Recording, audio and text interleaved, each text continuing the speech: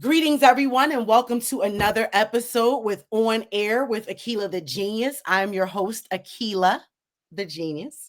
I'm so glad you're tuning in today. We've got an incredible guest joining us, someone who bridges education, creativity, and mental health in ways that are truly inspiring.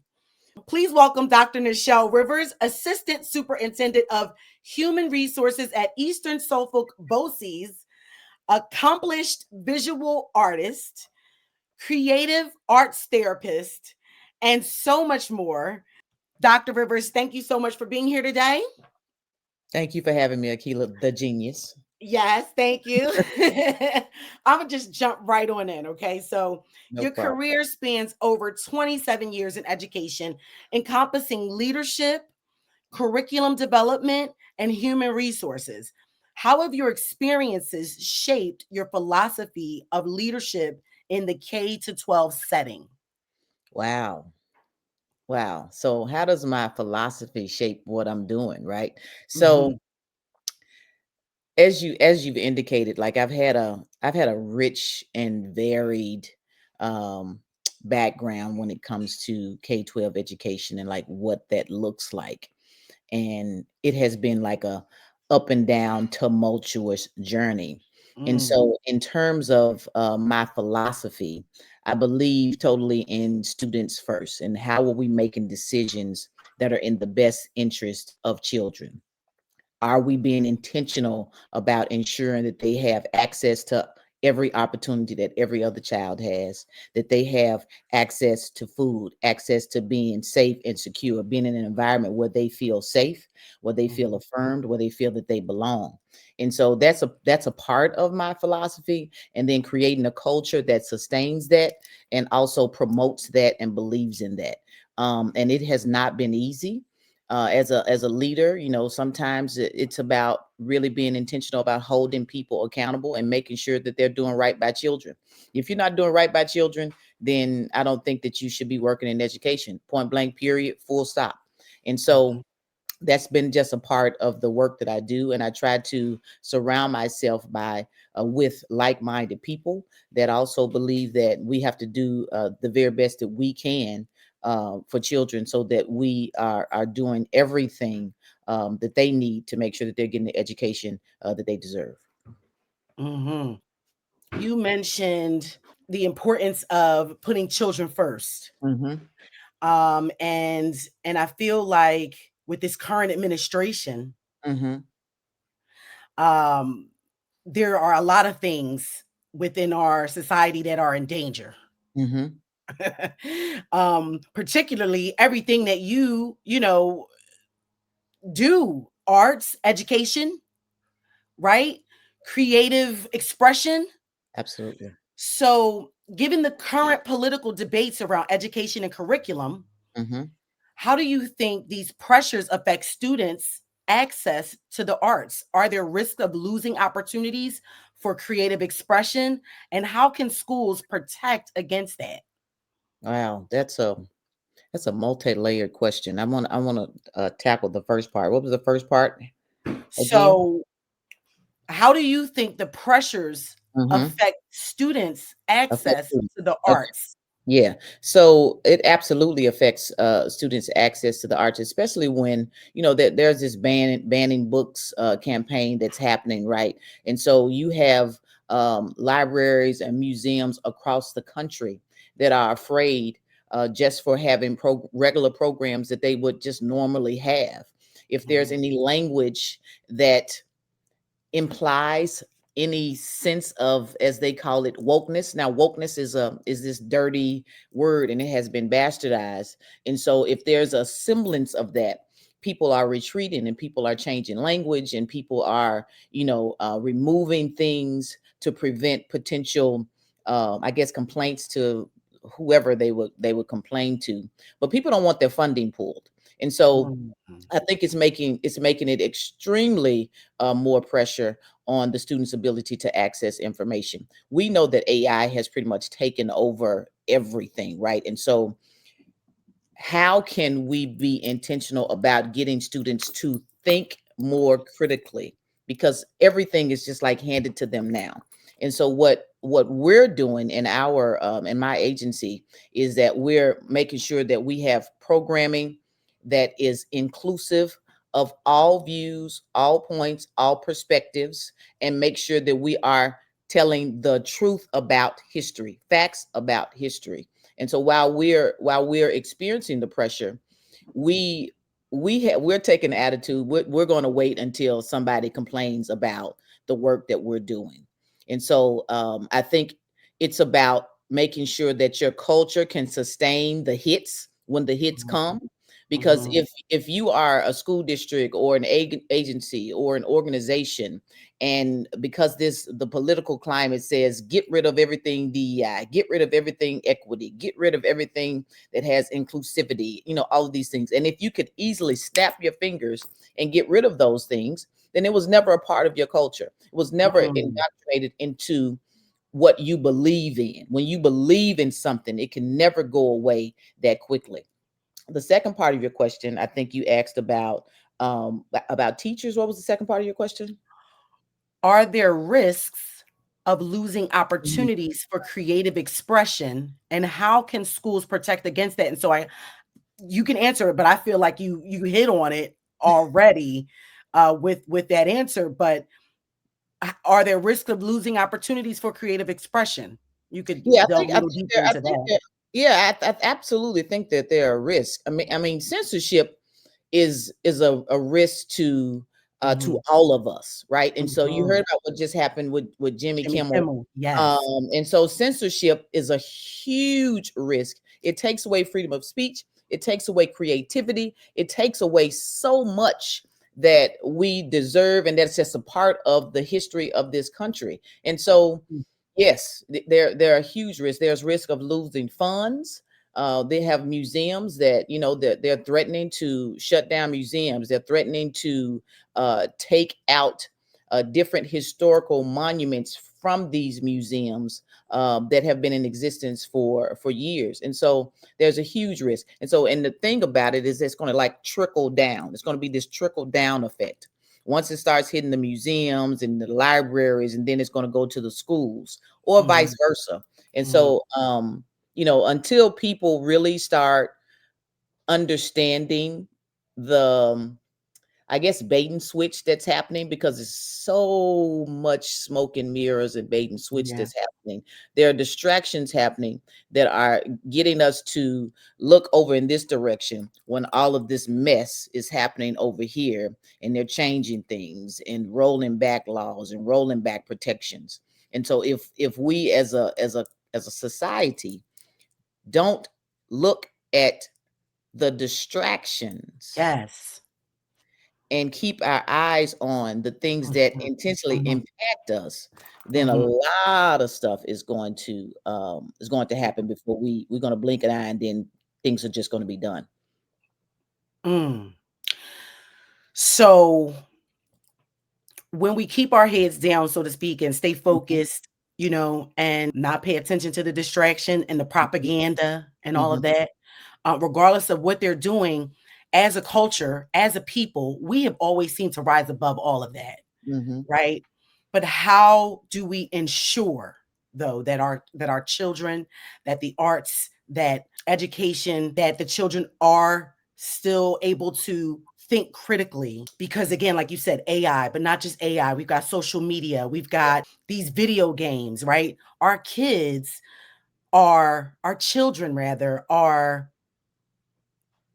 very much distracted. You know what I mean?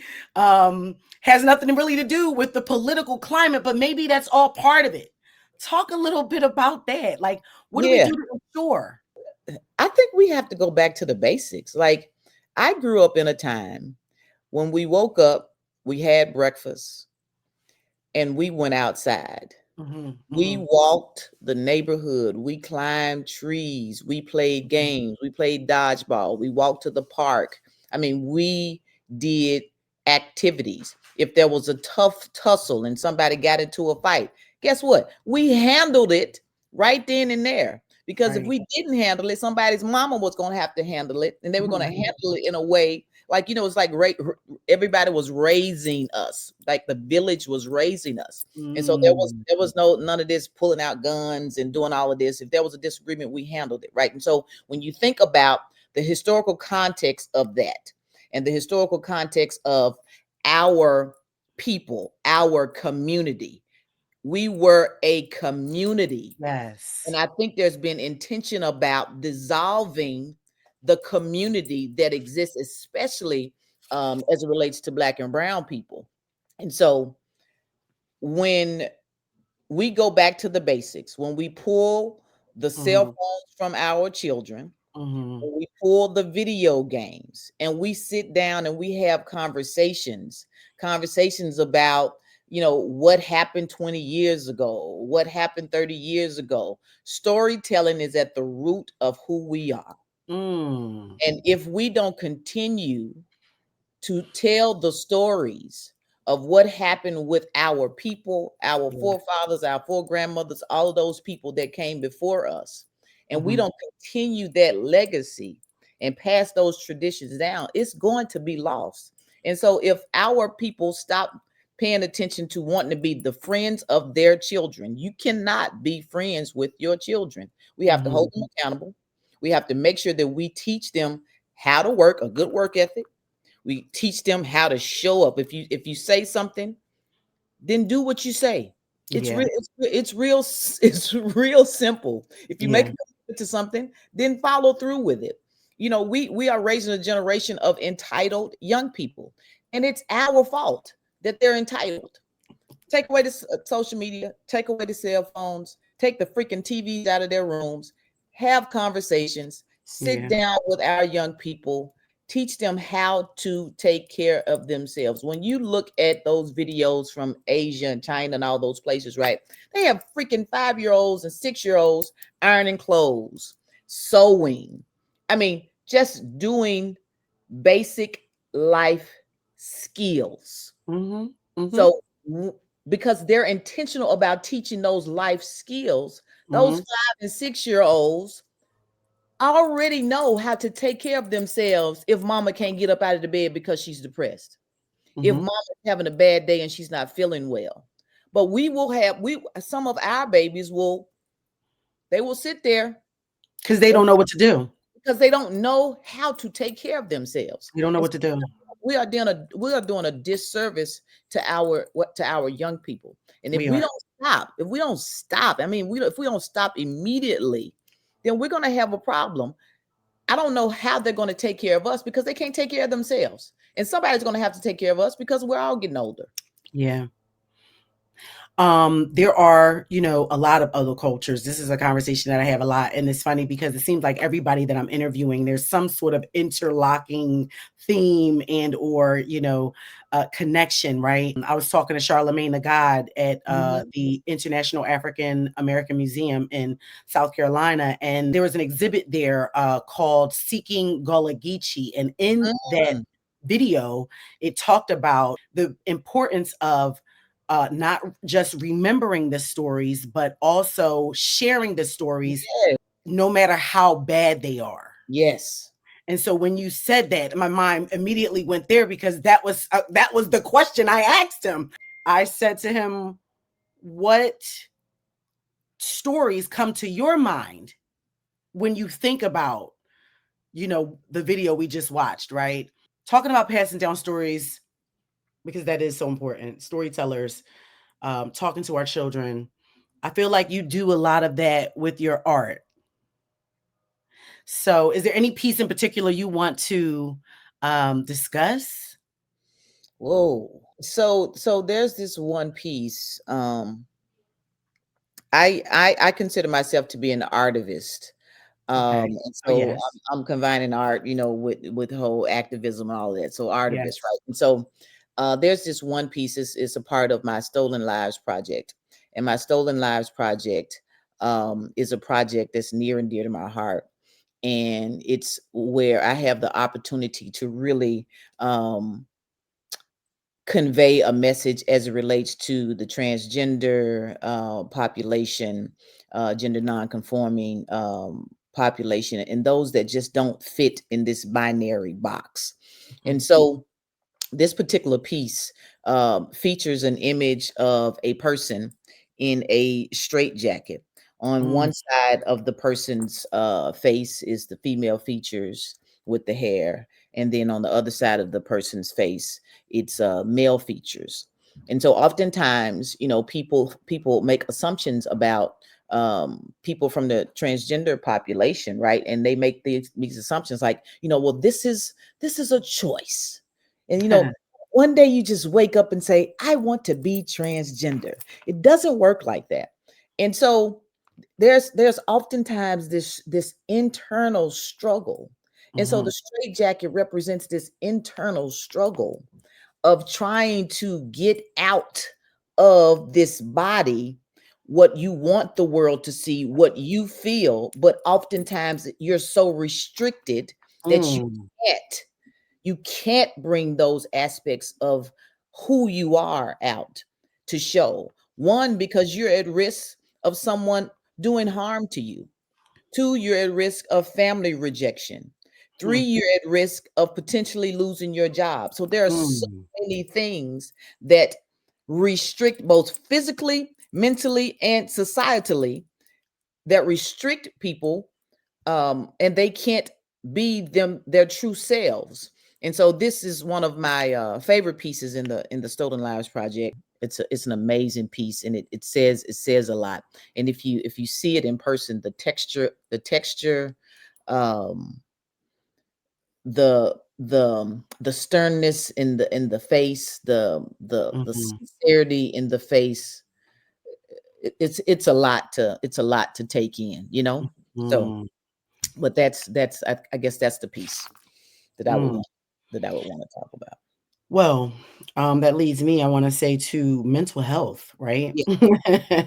Mental health. When you were speaking just now, it made me think about suppressing your emotions, Mhm. suppressing who you are. Not only that, we've had to do that throughout history, just as a people. We've been suppressed, oppressed, Mhm. all of that, right? Just as human beings, as both a creative arts therapist Mhm. and an educational leader, Mhm. how do you see art therapy supporting teacher and student well-being in schools? Oh, that is a great question, and thank you for asking that, because I don't think the educational system has caught up with the need for having creative arts therapists in school districts. Um, as a HR professional, as a creative arts therapist, I run across so many people that we hire that have a background in art therapies, whether they're music therapists or dance therapists or creative arts therapists like myself. There are people with those mental health backgrounds, but school districts aren't hiring arts therapists. They're hiring social workers, they're hiring Mm, psychologists, they're hiring behavior specialists, right? They're hiring assistant principals and special ed teachers and all of that. And so I don't think that education has caught up to the need. I see it as a need. I see it as a critical need, in that there are so many young people and adults, actually, because I think staff could benefit from this as well. There are so many opportunities where creative arts therapists could go in and make a significant impact in short order. for sure. One, because the arts allow us to tell a story without using words. Your subconscious is whatever is happening in your subconscious, whatever you're feeling, the emotions, all of that is going to come out on paper. And so there's an opportunity for poetry therapists, there's an opportunity for dance therapy, music therapy, the visual Mhm, arts therapy, right? And mhm, so just mhm, imagine a child who's experiencing school phobia, right? They do not want to get out of bed in the morning because they are afraid of going to school. We have a lot of children, especially after the pandemic, that are still experiencing that. They're still having to go to therapy. They're still like, I don't want to go to school. I'm not going, right? So mhm, having an art therapist in a building to work with a child like that is is a great way to just pull out and harness out all of those internal struggles that those children are experiencing. And so I would like to see more opportunities for creative arts therapists to work in school districts, but everybody's not there yet. They're not going to be there. I don't agree. I don't think they're going to be there. You know why? Because of this current political climate. If Mhm. but the thing is, like you said, I think that this political climate, right, it's a distraction for our people. We need to become autonomous in some ways, Yes. right? So we have to stay focused. We have to create community. We have to create that village Mhm. Mhm. so that way our children don't get lost. We can't pay attention to what that world is doing. Mhm. We just can't. Because, in my opinion, they're not going to hire an art therapist because they're not trying to produce a cure or a healed Black community. Right there, what you said. That's not their goal.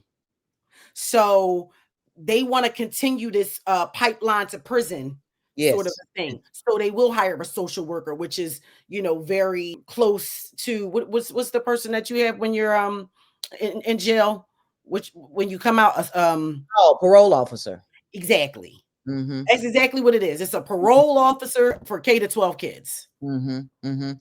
Really? I've never heard a social worker being described as that.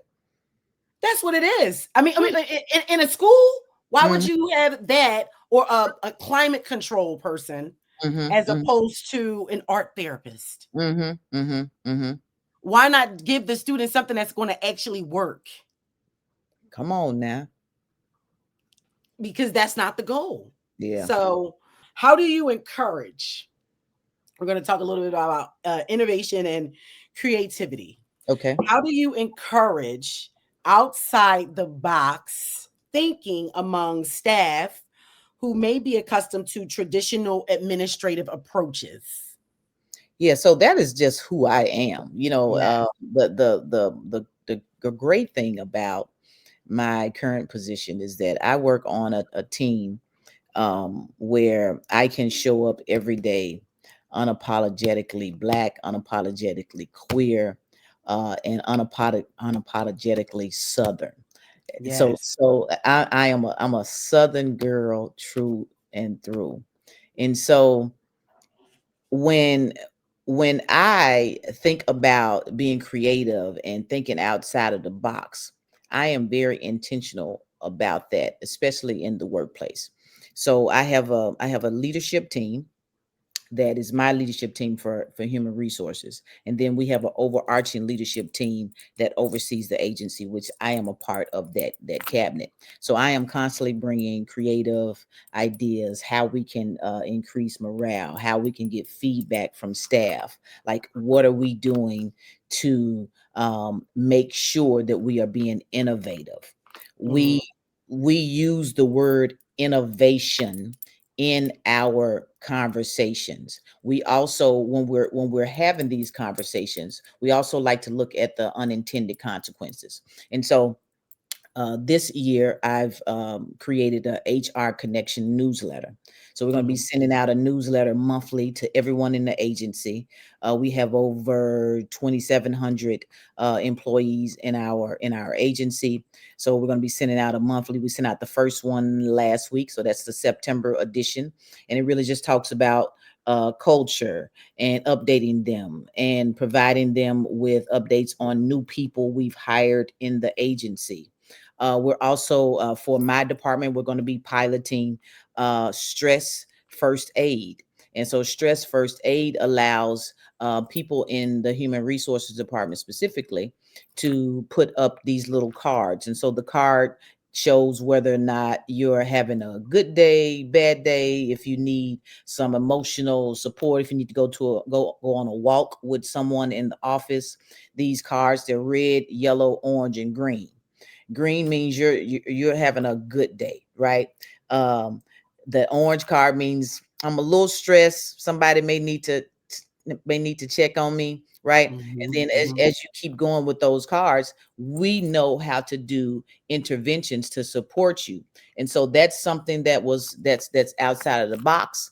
We're piloting it in human resources to see how we can kind of implement it possibly across the agency to really be intentional. And I use the word intentional a lot, but I use that word intentionally because if you are not intentional about the things that you want to do, the things that you want to accomplish, then what is the point? Right. Intentionality means everything, which means you have to have a plan. Like, what's the plan for you rolling this out? Well, my plan for in this particular instance is that we're doing a pilot with my people. We're going to see how the pilot goes. Then we'll potentially roll it out. My plan with the HR connection is to keep people engaged, to keep people informed, to allow them to ask us questions so that we can get their feedback. We can find out what else do we need to do to support the people in the agency. And so we're constantly being creative. We're constantly talking about how and what we need to do to ensure that the agency is well informed and that people are getting what they need, while simultaneously making sure that if there are any unintended consequences, we're addressing those also. Hmm. Wow. Intentional for sure. So I had questions here that you already answered. I don't even need to ask. You know, so we'll move on then because I feel like you talked a little bit about, you Mm-hmm. know, how you measure success of programs that you implement in human resources. That's what you Mm-hmm. just covered in a way. Um, my next question was with a doctorate in educational leadership and policy studies, what policies do you believe are most critical for improving student outcomes? Mm, mm. So yeah, you could touch on that a little. Yeah. So I think the policies that are most critical for improving student outcomes is really our hire, and I'm not going to call it a policy. We do have a policy on hiring, but I will call it a practice in a sense that we have a hiring practices manual that Mhm. we created for our agency, and the manual pretty much provides the process for hiring, from posting the position to setting up the interview committee, to utilizing the rubrics, to providing them with a bank of questions that can be asked and utilized as a part of the hiring process, to creating a video that talks about biases in the interview process. And so all of that together um, is our way of being intentional about putting highly qualified people in front of our students, being intentional about hiring people from underrepresented backgrounds. We can't say the word diverse. We can't say the word inclusive, so we have to be mindful of those words as well. We have a compelling statement at the bottom of our all of our postings that talks about women and others from underrepresented backgrounds. You are encouraged to apply for this job. We know that when women are negotiating for jobs, they typically undercut themselves because they don't know how to negotiate and really ask for what they want. Our compelling Mhm. statement says that. We want you to apply. You may think that you are not qualified for this position, but apply anyway. You know what? I'm applying. You know what I'm saying? You I'm know? applying. Yeah. And so when you read that, right? When you read that, you're like, okay, Yeah. I'm gonna apply because first, and I don't know why we do this, but women, that's just something that we do. We think, I don't, because I didn't click every little thing in the job description, I shouldn't apply. But men don't think like that, and especially white men.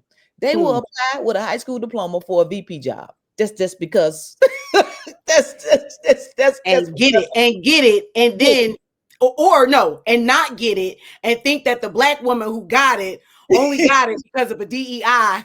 right, exactly, Like, exactly, exactly. And so that's what we do to try to ensure that we're getting people in front of our students, that are of high quality, that will affirm who those students are, that Mm, will actually educate them, and that look like them. Now, I'm not saying that we're doing a great job in that category. So our agency right now, we're about 84% women, okay. and of the people in the agency right now, we're at about 22% people of color. So we're still working on bringing in more people from underrepresented backgrounds. But I know that this work is a marathon and not a race, and so we're going to continue to pluck away until I see something that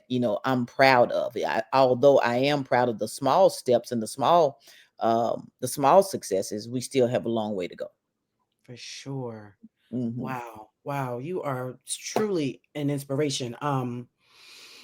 We talked about a lot. But what advice would you give to future educational leaders who wish to integrate mental health, creativity, and equity into their work? Okay. Um, I think they first have to be true to themselves in terms of advice. Mm, So be true to who you are. I am extremely reflective. I take time to reflect on things that I say. I take time to reflect on things that I do, and I hold myself accountable.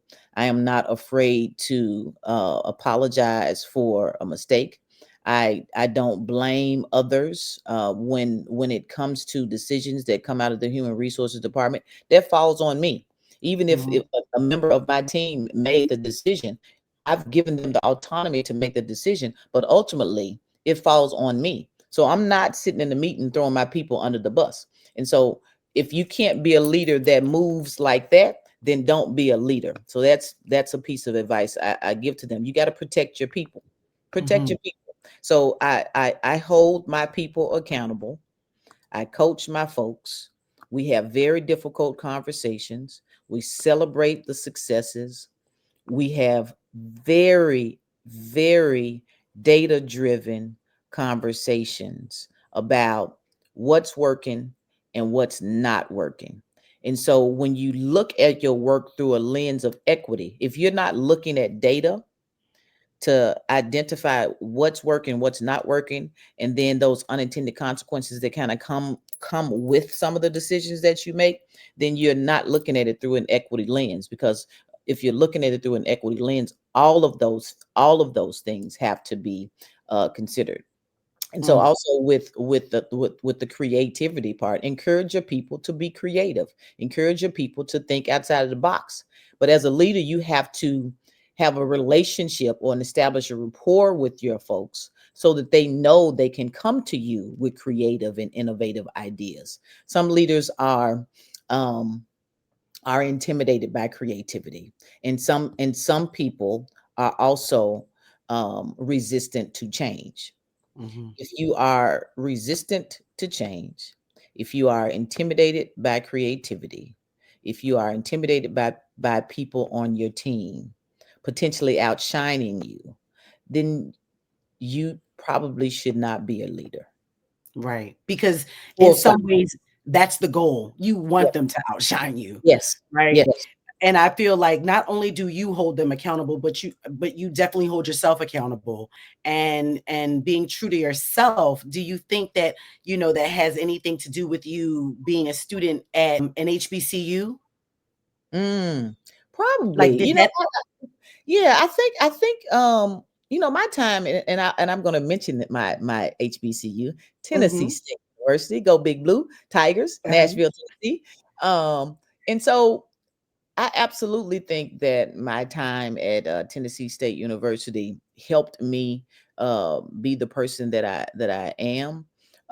We experienced sit-ins, we experienced debates, and just there was so much community, Mhm. so much love, so much just protection of each other, right? There was not a time where, you know one of us was somewhere by ourselves and something could happen, like we were always together. We were always protecting each other and helping each other and getting together to play spades and talk shiggity and all of that. So I absolutely feel that my experience at Tennessee State really has helped me be who I am. We have a group. I have a group of girlfriends that we all went to Tennessee State together, and we talk on Marco Polo. It's this video um, some app, and we talk on Marco Polo every day, and we just pour into each other. We leave positive affirmations, and when one of us is having a difficult time, we're all on the video and we're encouraging that person, and we're saying we're here for you if you need anything, and that just feels good to have my sisterhood Mm. after so much time, because that's what we are. We are a sisterhood, and we don't gatekeep. You have how you have some people that gatekeep, and Mm.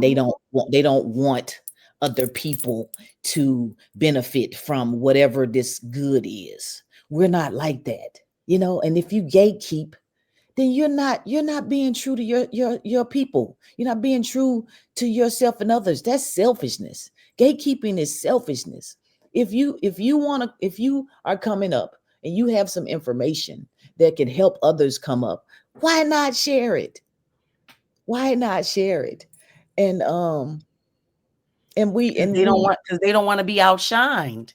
mm, mm. Going back to your leadership skills. What you said. Yeah. There's this book, 48 Laws of Power. One of the rules in 48 Laws of Power is never outshine the master.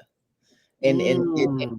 in that term, I hate the term that person used, the term master. I mean, but I get it. But Mhm. and you can use that in this sense, of especially as it relates to leadership. The boss is the leader, right? And so the boss in this sense is the master. So never outshine the master. Like the 48 laws of power, they're saying, like, you're not if you are outshining your boss, then you're gonna get your head chopped off or you won't be Mm. working.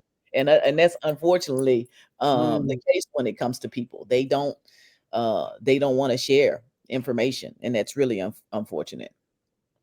Wow. Mm. And it's funny because it's like it's kind of like you're in my head a little because everything. So when you started talking about your girlfriends and your group chat, Mhm, mhm, first thing that came to my mind was discuss sisterhood. mhm, And I know you're a Delta. mhm. So, um, talk a little bit about that, right? Like, how has, you talked a little bit about how graduating from an HBCU has shaped your experiences, but how has being a part of such an illustrious sisterhood as Delta Sigma Theta also shaped your experiences and your leadership style? Oh, huh, interesting. Um, I'm trying to think if it has shaped my leadership style. I don't know. I think that's the first time you stumped me on this call, but I can tell you that the sisterhood, the connection there, um, has has made me understand more about this idea of community and using your network, right? Because with deltas, that we are like every freaking where, and how are we tapping into our network of delta sisterhood connection? And Mhm. so for me, I that's something that I feel like I need to do a better job of, like, because people reach out to me and they're like, Nichelle, you do this, and here's what I need, whatever. But I'm the type of person, sometimes I don't like to ask for help with certain things. Like at Mhm. work, it's easy. Like at work, I'm like, hey, I need this, I need this, I need your help on this. But sometimes with certain things, I feel like I shouldn't ask, Mhm. because I've been so independent and I've been so self-reliant to a fault, I guess, because why should I feel bad about asking? And I think I probably should reflect on that more too. Like, what is it about me that makes it hard for me to ask the sisters in my sorority for whatever that support and assistance is that I would need at the moment, you know?